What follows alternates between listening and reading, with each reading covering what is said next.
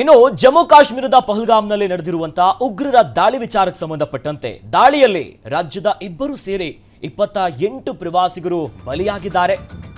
ಬಲಿಯಾದವರ ಪರಿಹಾರ ಘೋಷಣೆ ವಿಚಾರದಲ್ಲೂ ಕೂಡ ರಾಜಕೀಯ.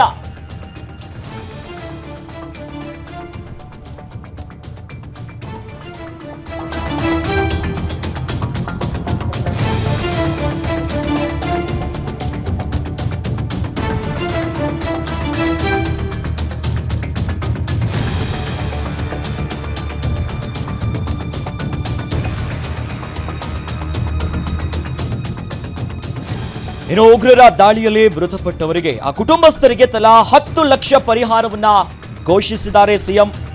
ಸರ್ಕಾರದ ಪರಿಹಾರಕ್ಕೆ ಬಿಜೆಪಿ ಸಂಸದ ತೇಜಸ್ವಿ ಸೂರ್ಯ ತಕರಾರು.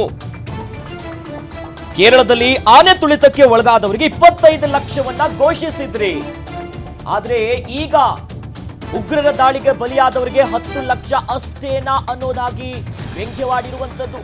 ಈ ನಿಟ್ಟಿನಲ್ಲಿ ಉಗ್ರರ ದಾಳಿ ಎಲ್ಲರೂ ಕೂಡ ಖಂಡಿಸುವಂಥದ್ದು. ಆದ್ರೆ ರಾಜಕೀಯ ಬಣ್ಣ ಕೂಡ ತೆಗೆದುಕೊಳ್ತಾ ಇದೆ. ಅದು ಕೂಡ ಪರಿಹಾರ ವಿಚಾರವಾಗಿ ಮೃತಪಟ್ಟವರಿಗೆ ರಾಜ್ಯ ಸರ್ಕಾರ ಈಗಾಗಲೇ 10 ಲಕ್ಷವನ್ನ ಘೋಷಣೆ ಮಾಡಿದೆ. ಆ ನಿಟ್ಟಿನಲ್ಲಿ ಸಂಸದ ತೇಜಸ್ವಿ ಸೂರ್ಯ ಒಂದು ತಕರಾರನ್ನ ಎತ್ತಿದ್ದಾರೆ.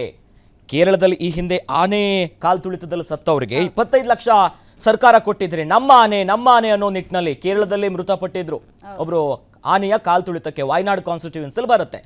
ಆದ್ರೆ ಈಗ ತೇಜಸ್ವಿ ಸೂರ್ಯ ಅವರು ಎತ್ತಿರೋ ಪ್ರಶ್ನೆ ಏನು, ಇಷ್ಟೇನಾ?